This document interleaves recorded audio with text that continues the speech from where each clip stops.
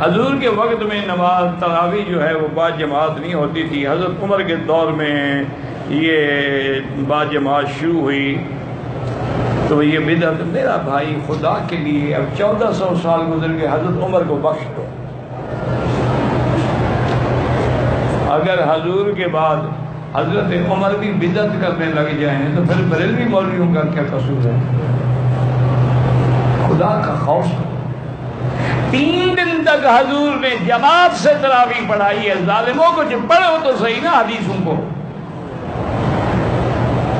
چوتھے دن صحابہ بیٹھے رہے کہ ابھی حضور آئیں گے پڑھانے کے لیے، لیکن حضور نہیں آئے۔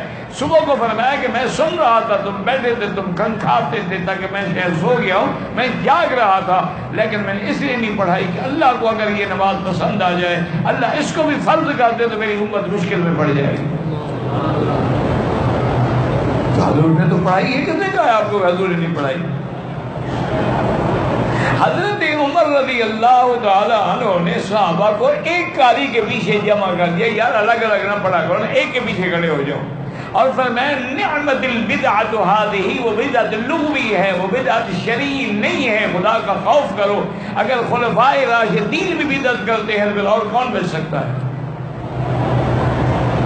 اور خلفائے راشدین کا تو مقام یہ ہے کہ علیکم سنتی و سنت الخلفاء الراشدین۔ اگر حضور نے نہ بھی پڑھی ہوتی تو خلیفہ راشد کی سنت بھی کافی ہے، کیونکہ وہ حضور کی سنت ہے۔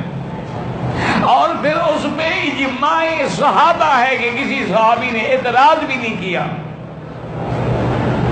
اللہ کا نام لوگ کیا کہتے ہو لوگوں کو، نعوذ باللہ، کبھی کہتے ہو اذان دوسری شروع کر کے حضرت عثمان نے بدعت کی، کبھی کہتے حضرت عمر نے، انا للہ و انا الیہ راجعون۔ اللہ سے معافی مانگو، توبہ کرو، کہیں ایسا نہ ہو کہ صحابہ کی گستاخی میں ہم برباد ہو جائیں۔